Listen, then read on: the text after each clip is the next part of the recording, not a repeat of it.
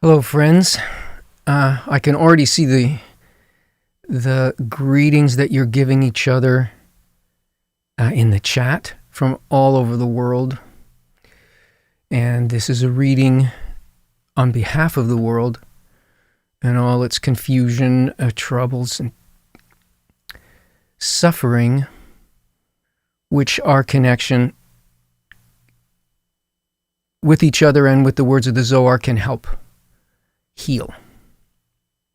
And I'm seeing friends from everywhere. Germany, from Africa, from Belgium, from Ohio, from New Jersey, from Bob, the Principality of Bob, from Tokyo, Louisiana, UK, Toronto, Woodstock, Ontario, London, Netherlands, South Africa. Thank you for returning, and thank you for joining for the first time if that's what you're doing.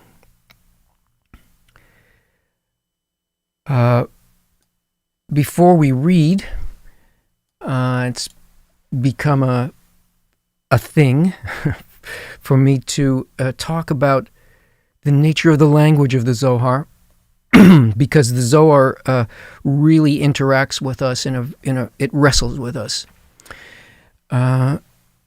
Because it's the words in it and the reason why one word is connected to another, or such a phrase with another phrase in a certain manner, very confusing, and it's been confusing to its readers for a couple of centuries since it was written.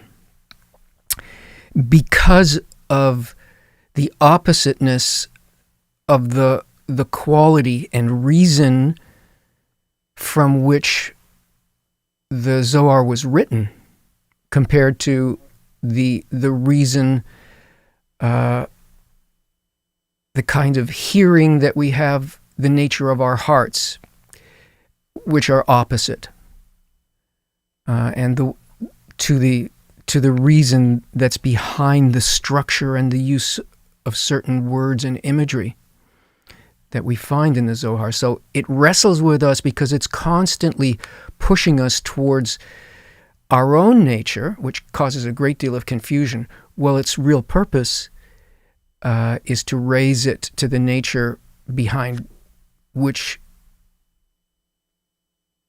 animate the words. It does this on purpose so that this quality, this connection to complete reality, to the Creator, to the upper force and to all of the light that was originally put into creation, would be hidden from us.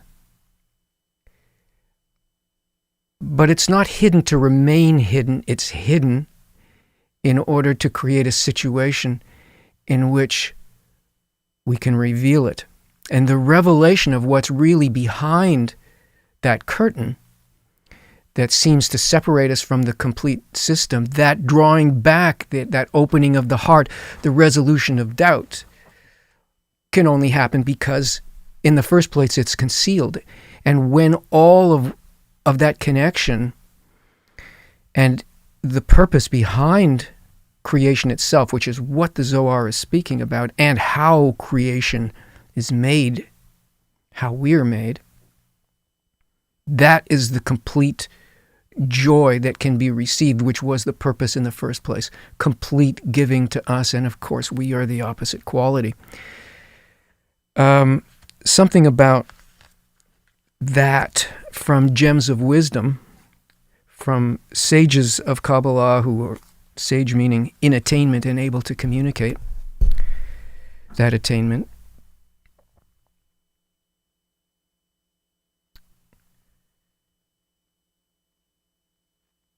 The Creator is surely the epitome of goodness. Indeed, it's the law of the good to do good, and that's what He desired, to create creatures so that He could do good to them. For if there's no recipient of the goodness, then there is no benevolence. And yet the benevolence for it to be complete, he knew that his sublime wisdom, that the recipients should receive it through their own toil. For then they'd own the goodness, and they won't be ashamed at receiving the goodness, as with one who receives charity from another. That's from Ramchal. And this, all is set with ahead of time, and each and every soul is already in all its light, goodness, and eternity. It's only for the bread of shame that the soul came out restricted until it clothes in the murky body, and by its power does it return to her root prior to the restriction, with her reward from the whole terrible journey that she performed. And the entire reward is the real adhesion, connection with the Creator. And this means that she's rid of the bread of shame, because her vessel of reception has become a vessel of bestowal, and her form is equal to the form of the Maker. In the portion that we're going to read today, there are a lot of terms coming from the desire of the Creator to reveal to us His handiwork, how and why He made this world and made this soul, this collective soul of ours, and how He broke it, and what it is for us to mend it, that we do this by our own free will.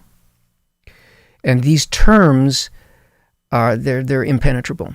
There's an aspect of language here in the Zohar that is technical, and you find it sprinkled throughout many of the books and passages, and there are words such as the names of the 10 Sephirot, the names of worlds and parts of theme, and the higher parts of reality and the lower parts of reality, the terms connected to those things. And all of that remained unexplained until the time of the Ari, a great sage of the 1500s.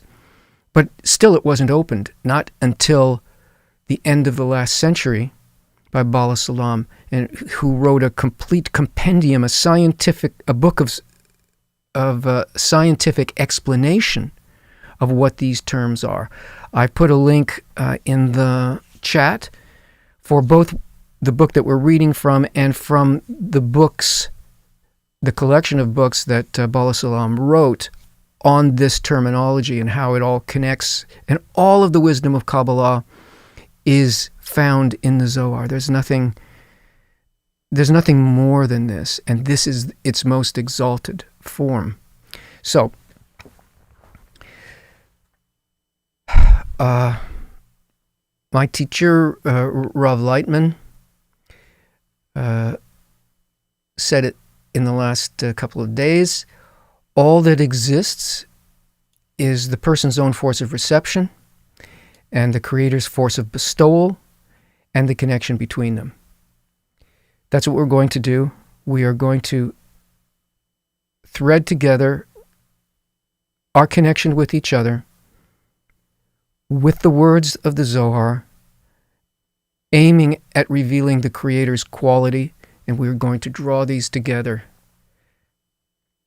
Please feel your friends, all of those that are here with you.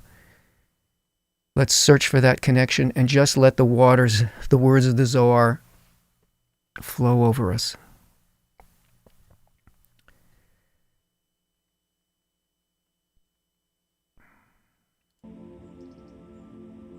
This is from Beresheet Aleph, and we're continuing from where we left off. Until the Creator created the world, His name was hidden in Him, and He and His hidden name within Him were one. This name is Malchut. Prior to creation, she was included and hidden in Ein Sof, without any disclosure and recognition. At that time, He and His hidden name within Him were one, and nothing was revealed until He wished to create the world. He would inscribe and build worlds but they were unsustainable and were ruined. The worlds that emerged from Malchut during Tzimtzum Aleph are called worlds of Tohu, chaos. And the breaking of the vessels was in them, which are the ruins of those worlds. It was said about them, in the beginning the world was created in Midat Hadin, Malchut de Tzimtzum Aleph, called Midat Hadin. That is the feeling or the attitude of strict justice, pure bestowal. He saw that the world could not exist, that they were ruined. He associated Midat HaRachamim with it, meaning that the Creator, Bina, wrapped in a wrapping of light and created the world, raising Malchut to her. And her light was diminished because of it, Tavak called enveloped light. At that time, Midat Hadin, Malchut, partook of Midat HaRachamim, Bina, and by that the world existed. Let's listen with our heart, not with the mind. With one heart, through the connection that we're looking for. He elicited the great high cedars out of that enveloped light, from the upper brightness which afterwards extended Gar to the above-mentioned enveloped light once more, and placed his Merkava on 22 inscribed letters.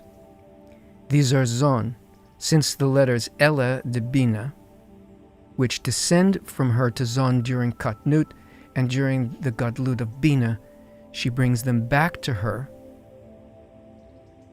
are regarded as Merkava, a chariot, that journeys to and fro.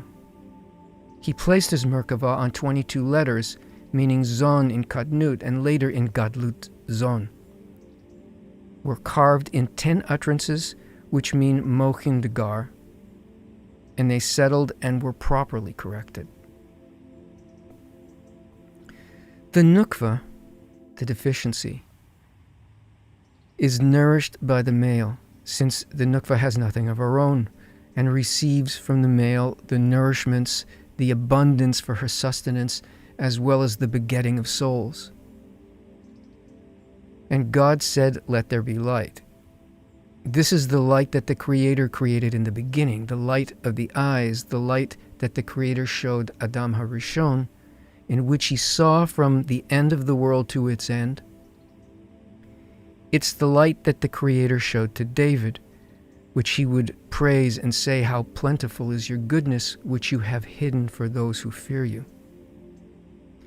It is also the light that the Creator showed to Moses, and in which he saw from Gilad to Dan, the whole of the land of Israel. The awakening always begins from the lower to the upper, and then everything's completed.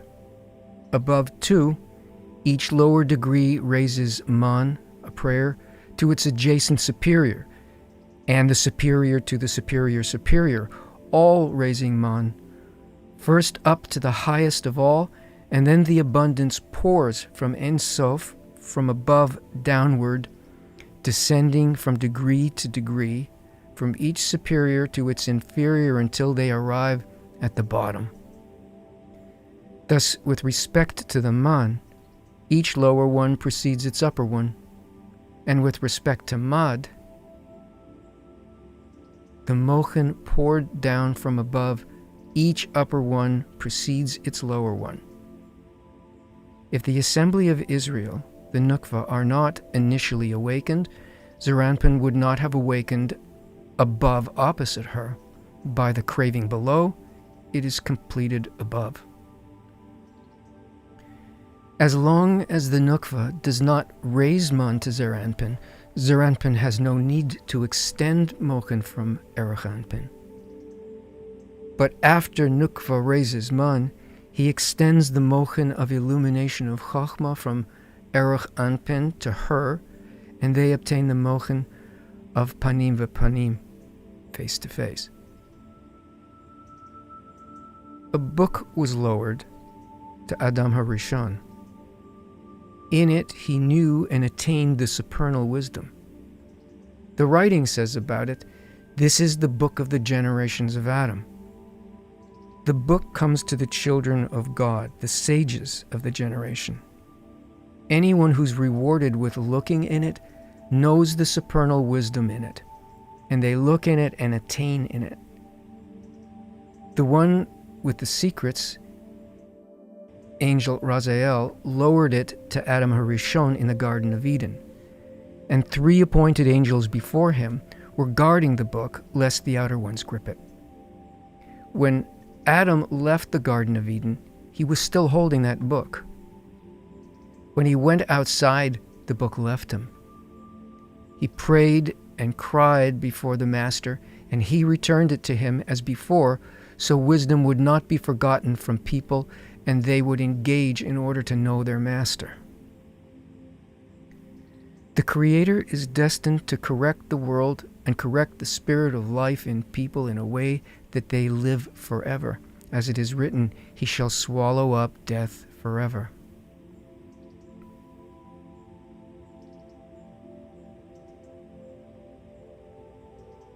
Those who cling to the Creator in truth, their desire guides them to advance in their work as it is established above in the upper worlds, as it is written, "And Abram went as the Lord had commanded him." Hence later, when they observe their desire, they know the sublime secrets, for they look into the tendencies in their own desire and know how the sublime secrets are determined above. Rabbi Akiva wept. He told him, "Why are you crying?" He replied, "Woe unto a generation that will be orphaned of you." He told him, "Do not say this, but rather woe unto a generation that will be orphaned without a father, without a sage, teacher, or a contemplating disciple." Days will come when the whole generation is impudent and insolent. The Torah is forgotten, and no one demands or seeks, and one whose heart awakens in the Torah is despised and considered worthless. Woe unto that generation when that generation comes. Happy are the righteous who are called life for the next world. It's because the soul remains existing that the righteous are considered living. But does the body decay in the earth even though it is complete and righteous? The soul always exists. Death and life do not apply to it. Only in the body are there death and life.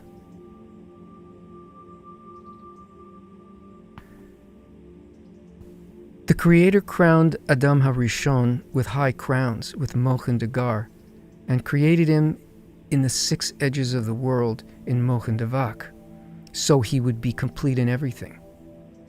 All the animals dreaded and feared him because when Adam HaRishon was created, he was created in the high form, and the people would look at that form and dread and fear him. Afterwards, the Creator admitted him into the Garden of Eden to be refined there in sublime delights. High angels surrounded him, served him, and informed him the secrets of their master. When the Creator admitted him into the Garden of Eden, he saw and beheld from there all the high secrets and all the wisdom, so that he'd be able to know and behold the glory of his master. All of it came to Adam HaRishon because he was created in the upper form, that of Bina. Those who attain the Malchut in the palaces are the righteous who did not replace the glory of their master with other gods, who attain the Malchut. As it is written, "A virtuous woman is the crown of her husband."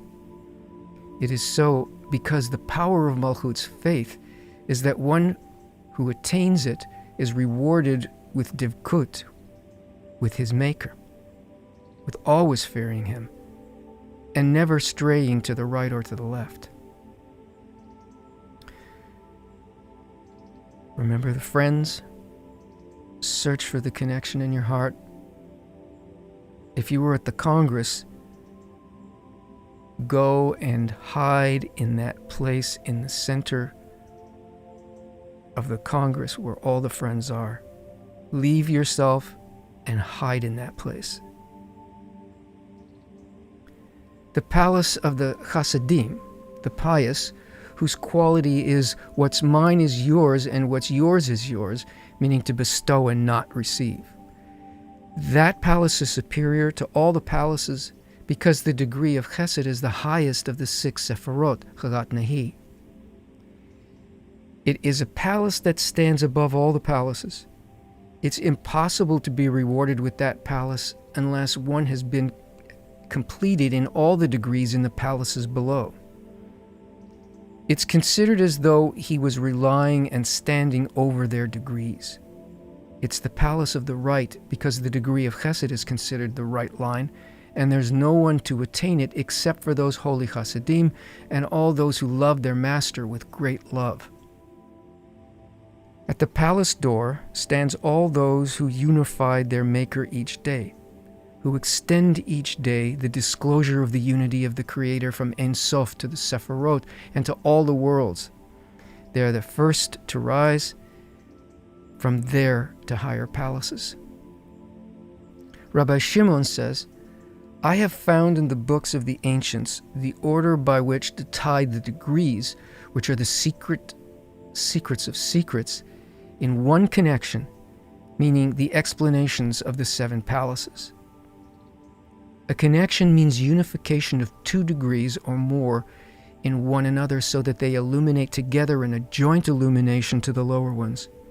Sometimes the prayer must be ordered properly and unify unifications to migrate and appease his Maker properly, to tear the firmament and to open the gates and the doors, and there will be no one to protest against him, meaning that the slanderers will not be able to slander him. Firmaments mean ends of Tzimtzum Bet that have the degrees and leave them in Vak without Gar. The 3 worlds Bia came out of Atzilut and became the worlds of separation, as well as the constant, except when the righteous raise Man through works and good deeds extending illumination of Tzimtzum Aleph from above, from Tabur to Ak.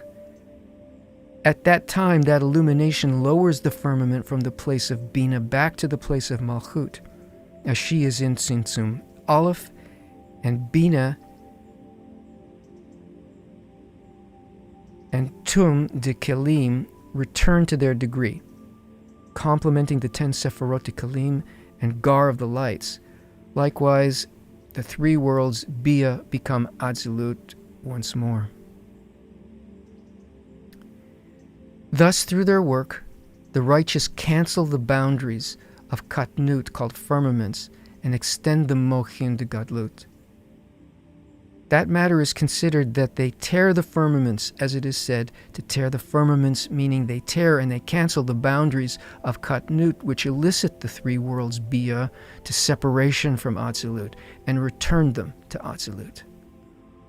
All the degrees need each other to complement one another and to illuminate in one another until they all rise to the place that requires wholeness. First they rise from below to complement the upper palace, then they come down from above downward to complete the lower ones. Then wholeness is made from all sides, and all are completed as it should be. One who knows these secrets and makes the wholeness above and below clings to his master and revokes all the harsh decrees. He crowns his master, extending Gar to Zeranpin, and extends blessings to the world. This is the man who is called righteous, the pillar of the world. That is, the world stands and exists because of him. His prayer is not returned empty. He's answered in all his prayers. His portion is in the next world, and he's counted among those with faith. That is, he is counted among those with faith who are in the world. It is written, there's no joy before him as on the day when heaven and earth were created. This means that all the people of the world are in utter wholeness, to such an extent that there has never been such joy before him. However, a person cannot take part in that great joy unless he has made complete repentance from love. Before that, he will not rejoice at all with himself or with the people of the world. On the contrary, he feels before him a world full of sorrow and pain. And all of that came to him because he is going against the nature of creation, since the world was created only with bestowal, to engage in Torah and good deeds in order to bestow contentment to one's Maker and not for one's own pleasure. It is written, all the works of the Creator are for him, so that people would bestow contentment upon him. But in the beginning, a man is born a wild ass's colt, whose sole interest is his own delight and who has none of the desire to bestow. He argues, all the works of the Creator are for me, for my own delight, since he wishes to devour the entire world for his own good and benefit.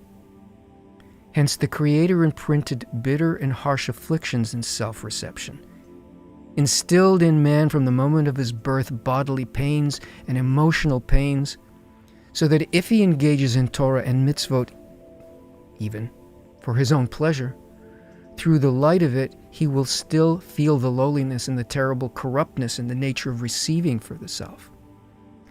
At that time, he will resolve to retire from the nature of reception and will become completely devoted to working only in order to bestow contentment upon his Maker. Then the Creator will open his eyes, and he will see before him a world filled with utter perfection, in which there are no deficiencies whatsoever. Then he partakes in the joy of the Creator, as at the time of the creation of the world. As it is said, if he is rewarded, he sentences himself and the entire world favorably. For wherever he casts his eyes, he sees only good and only perfection, and he does not see any faults in all the works of the Creator, only merits.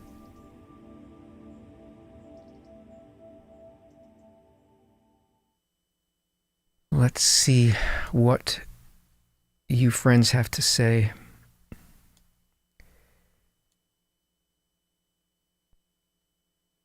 Well, I see that you're wishing each other good, and that's the best thing that we can say.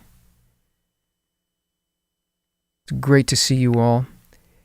You know that this is for us to be together and to sort of bathe in the flow of light, of radiance that's in this book, that shows us the connection and gives us the beginning and the end in a joyful way. So I don't answer questions here, and you, respectful of the others here, rarely ask questions unless they're really important. But I want to let you know that if you do have questions, there's going to be a question and answer broadcast this coming Sunday at 1 o'clock, where if you have something you want to ask about Zohar or this experience with each other, be happy to go into that. I think it's a good thing to share, and for others also who aren't here, to hear about it and for it to awaken something in them. Yeah, there are links to the books in the chat. I'll tell you though that Talmud Esser Sephirotis, it's a scientific work, so it's like the